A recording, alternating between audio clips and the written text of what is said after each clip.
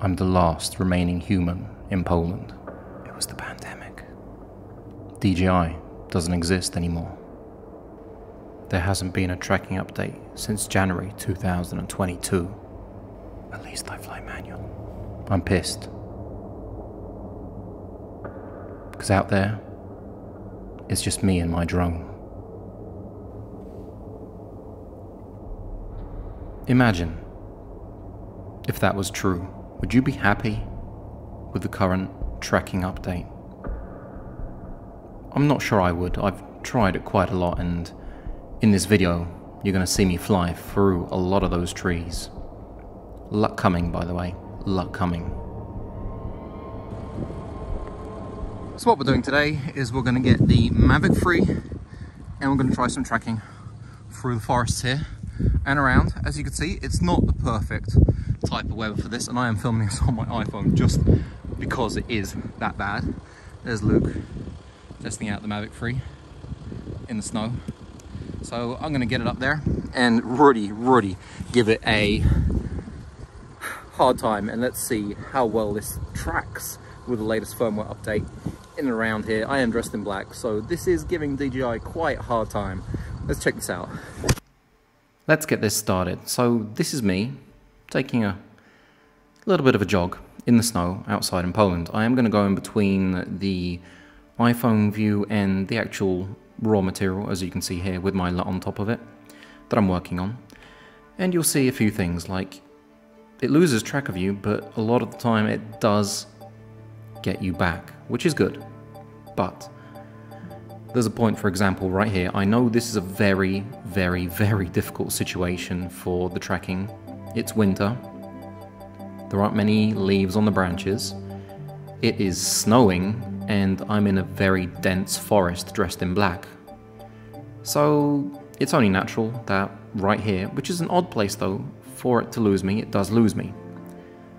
I have the controller in my hand, so I walk back and I do retry focus track.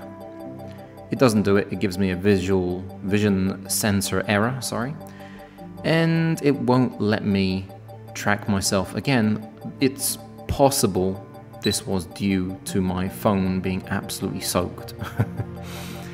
That is a problem when you're filming in the snow or in the rain. Touching the screen, you have absolutely no feedback from your fingers and the phone. So I thought, right, screw this. This took a few minutes. I'm just going to fly my drone through this path and try the obstacle avoidance system and see how well that works. So literally I just press forward. So we're going to do that right now. It's a really nice path, and once again I'm going to switch between the D-Log with my LUT view and the iPhone screen recording.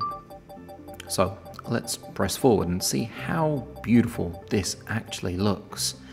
Now I filmed this in H.264, which was a mistake because my MacBook Pro can't handle it, and I had to make proxies. But as you can see, flying forward, it's not doing a bad job considering all the snow and all the branches which are leafless.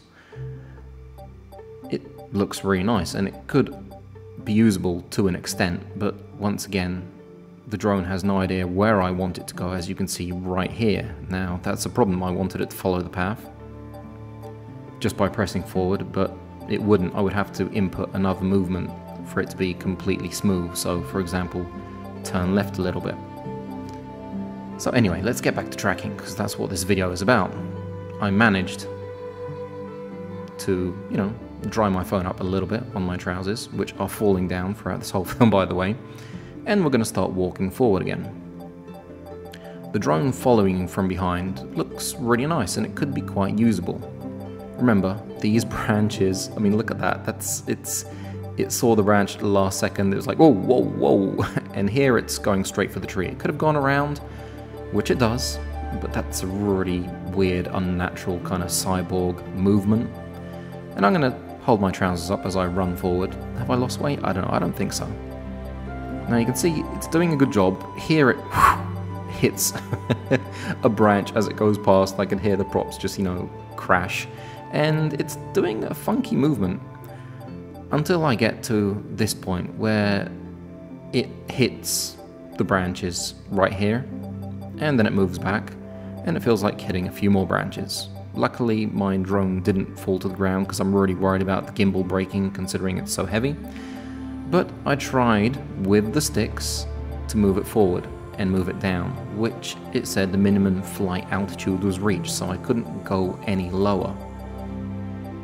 It's not happy getting through this little hole. I know I personally could fly it lower manually, but the tracking won't let it get any lower, so it won't go beneath these branches. It actually found a way around it, which is fantastic, and as you can see, I did a little bit of a rocky, and I was quite happy about that.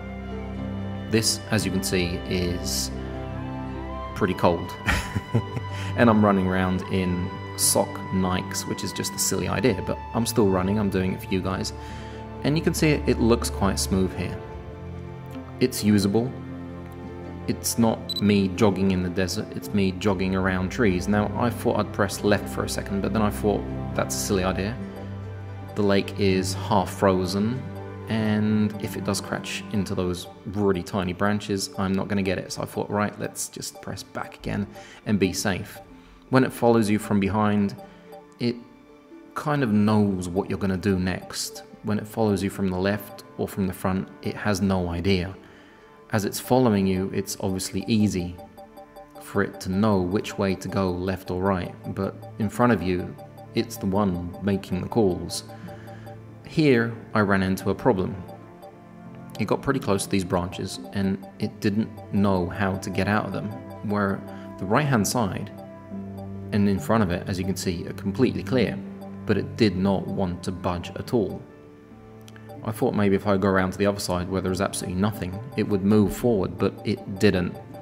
So that's a little bit disappointing. I thought maybe, you know, it could get out of that situation, as there was, as you can see from the screen, only something on the left, and it just still wouldn't move. So I had to cancel the active track, and I had to restart it for it to be able to start following me again. I'm not sure what kind of weird bug this is, but that's the problem it had. So once again, my mouth has dried up from so much talking. Active track is once again moving forward, and as you can see, it's fine. It could have gotten out of that hole, but it didn't want to. So right now it's going to go around the tree. It's a nice little move, and it's going to follow me. You can see Luke's Mavic 3 up there. He's flying around just above me, and he was having fun in the snow as well, just like me. I was just running around here because I did have a plan for a different film, which I will drop later on when it's a little bit sunnier. And that's me. And there's the drone following me. And it's going to go underneath this metal structure. I thought it might have gone between the stairs, but it felt like going underneath, which I thought might be underneath its minimum height, but it wasn't. It did a nice job there. And every now and then, it would stop and retrace, stop and retrace. So I had about 10 different files, which was really odd. Here it follows me again, and it's doing a good job because it's out in the open. I mean, if you're filming out in the open, you shouldn't have any trouble. But the promo video showed us that it should be capable of a lot more. I mean, that's what a lot of us put our money into, right? We put our money into active track because it's the one autonomous feature that is actually pretty damn awesome to use. I pressed forward now, and as you can see, it's going to spin around me, not too elegantly because it fears the trees around it, but it's going to spin around me. And let's go to the nice view of the actual 4K footage, sorry, the 5.1K footage, and it looks very nice. Luckily, the latest update lets us use D-Log, so this does look very nice in tracking. Hopefully everything will be in D-Log, including the 7x lens.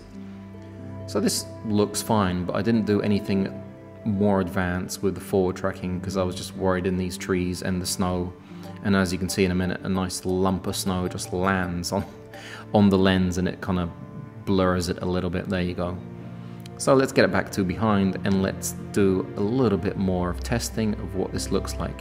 This area, as you can see, may be, what, 10, 12 meters wide, and it's not having any problems. But I'm going to go and stand next to the beach, next to the boat here, and it's a little bit erratic, even though it's got such an open space here. you're going to see me turning right. It's going to be a little bit erratic. Look at that. Oh, and that is me, by the way, pitching. So I'm moving the camera up and down. So it's not the drone, but it's still a little bit erratic with its movements. This area during summer, by the way, it's next to where I live in Łódź. It's pretty beautiful. And I didn't know you can actually move the drone back and forward, because everybody was like, you can't. But yeah, you can move the drone back and forward and up and down, and you can tilt. So you do have quite a bit of control, but it's still not perfect. Hopefully DJI will keep on continuing to update this feature, because I want it to be better and better and better. And I know a lot of you are going to argue this is a ridiculous situation, and not many of you are going to fly in the snow in minus conditions, tracking someone dressed in black in, you know, leafless trees. But anyway, here it goes again, and this would actually be a nice shot. You could see this in a film, you know, a feature film. This could be something nice, or in a documentary. It would look really, really good. And I think it does, and it doesn't really have any problems getting through the trees here, and I'm so happy it didn't crash, because I'd like to use the Mavic 3 a bit more. But this whole scene that you can see going through the trees here, me walking up to the edge here, would be really, really beautiful. But once again, the drone doesn't know what I want it to do. So I would want it to slow down and stop right here, like I do. But it sees this tree and it thinks, oh, let's screw up the shot, let's move backwards and a bit to the left.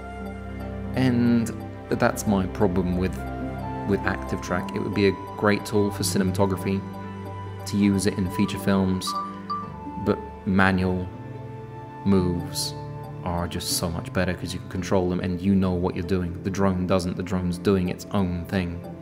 Here it has a few problems. It's trying to track me, but it's not. And we get into a bit of trouble here, as you're going to see in a minute. It disconnected on me again, and it's about the 10th time it stopped tracking me and retracing me. So it's found me and it's thinking, how the hell can I get around here? There's a tree, we might as well go around it. There's Phil. Let's go. Let's go. There we go. Oh, these branches don't look fun. But anyway, this is the point where it gets to a problem. Look at the battery, 32%. And my screen basically here goes black. The drone disconnects, which is what, 5 meters behind me, 4 meters behind me, and I get a black screen from here on. So I've put the footage of the drone in auto return to home in the advanced feature, so it's going around the trees using its own sensors, not going up to a certain height, and it's doing it very nicely, as you can see. And I saw this and I was like, oh shit, and I started legging it. I just legged it. I thought this is going to be trouble. Hopefully it gets to the point where it's meant to be, where the return to home point, and you can see me legging it there, and there's Luke going up to the slide. I thought, my drone is dead, this is it, it's over, because it was having a hard time finding satellites. It took, 3 minutes to do that. There's me legging it, but to my surprise, the drone landed exactly where it took off from, and it landed very nicely and smoothly right in a pile of snow, which, I'm not bothered about. I know some people are, but this drone can take a lot of crap. It really can. I've had it in Iceland in a lot worse conditions, so I know it can handle this. Right, as I was doing that active track shot, my face is frozen. The Mavic 3 disconnected, as you guys saw, and it did come back to land right there, which was the takeoff spot. It took about 3 minutes to grab 10, well, I was running. I didn't know if it was going to come back or not. It took about 10 minutes to grab, sorry, 3 minutes to grab 10 satellites. DJI, you got to fix this, because this is a pain in the ass.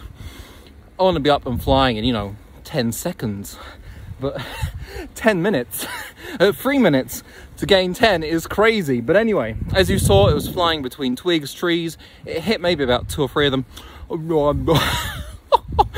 It was, yeah, it was a pretty crazy, scary time. Luke's actually up there with his drone, the Mavic 3. I don't know if you guys can see it, but yeah, I mean, it's here. It seems okay. you could see that in the image. It was I think it was fogged up. It was either this or the lens, I don't know, but it seems okay. It seems like it did a good job. The lens on this is definitely fogged up. This is looking pretty bad, but yeah, it came back with like a, how much is that, a battery and a bit, so not too bad, not too bad. Oh, this is the beginning of February in Poland.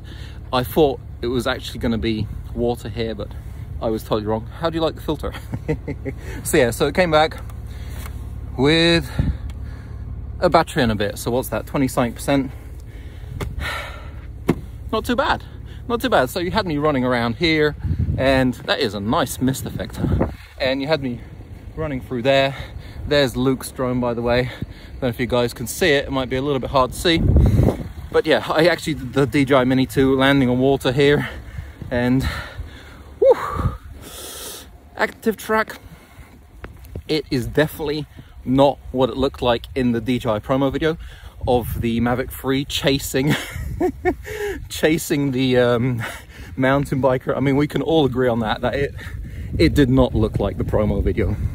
It was twitchy, it felt like it was scared, it was very erratical. I'm happy it didn't crash, because I have seen a lot of films of it crashing with different YouTubers, my peers, my friends, and I'm gonna try it again on the next firmware update. We'll see, maybe it's a bit better. Luke, how's the drone? Is everything okay? Tak. So we've had the Mavic 3s up there for quite a while. As you can see, it is coming down here. I'm not going to keep you guys any longer. If you have any questions, comments, likes, do drop a sub down there.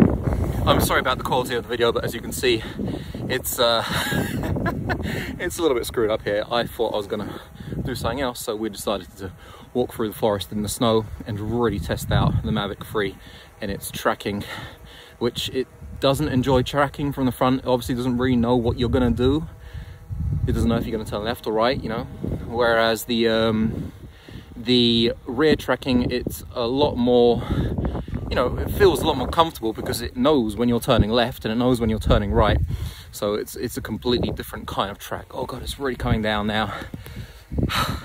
Anyway, anyone want to come over to Poland and fly the drone a little bit, you're welcome to. Catch you guys soon.